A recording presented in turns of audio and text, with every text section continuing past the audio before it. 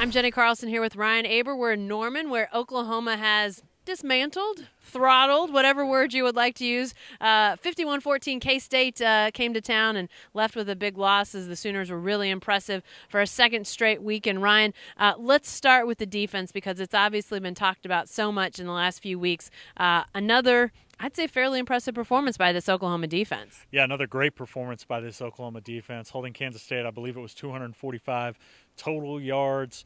They just had just over 100 yards passing. Not much more than that on the ground. This defense is tackling better. I think that's the biggest thing that I noticed from them. And it's also a different feel to it. There's a different confidence, a different swagger.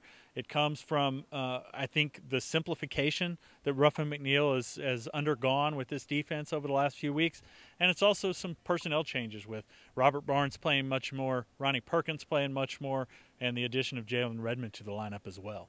Yeah, if you take out the two K-State scoring drives, which were both 75-yarders, the other 9 possessions K-State had went for 95 yards. Unbelievable just how good the defense was so much of today. Ryan, let's talk on the other side of the ball. Oklahoma's offense, over 700 yards.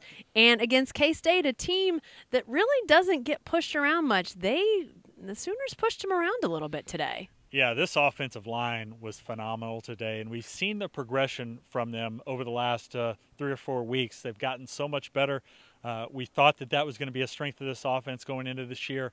They were a little unsteady at times early in the season, but they've really established an identity and been able to run the ball effectively since Rodney Anderson went down. Kennedy Brooks, another big day today. But also we saw T.J. Pledger run the ball effectively. Trey Sermon came back from that injury a week ago and was fantastic on just a few carries for him, and he was able to make some plays out of the backfield. And then, of course, Kyler Murray does what Kyler Murray does, which is just yet another phenomenal performance. I think any other year where there wasn't a guy like Tua doing what he's doing for Alabama, Kyler Murray would be running away with the Heisman Trophy talk. And he's still in there. He's still got a chance. But it's going to be a heck of a race. 322 on the ground, 380 through the air for the Sooners, and 160 of those came from CeeDee Lamb on only 4 catches. The guy just got 4 catches, 2 touchdowns, 160 yards. You talk about Kyler Murray. He just continues to be really efficient, 19 of 24 today. What has impressed you most about him? Well, I think it's that efficiency, the decision-making.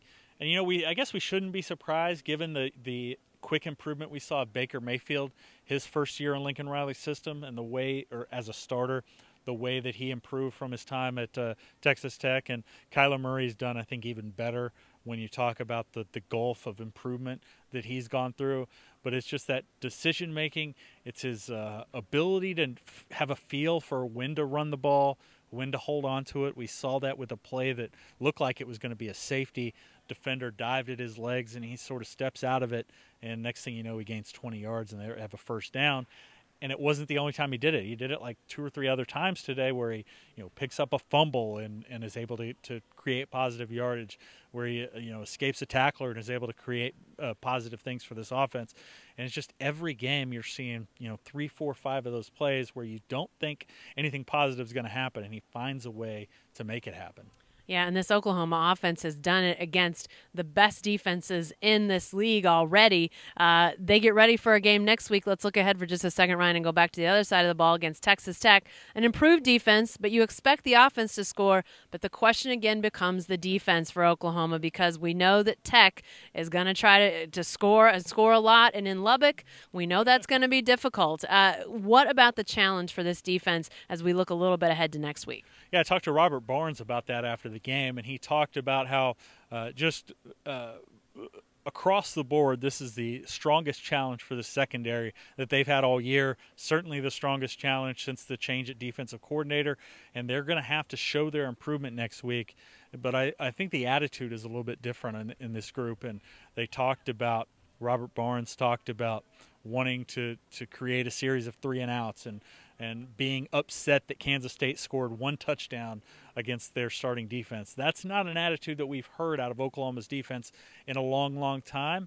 And but it's time to back it up next Saturday against Texas Tech. We'll find out the start time maybe here in the next couple hours. Our time, we're recording this on Saturday night after the game, obviously. But should be a fun one.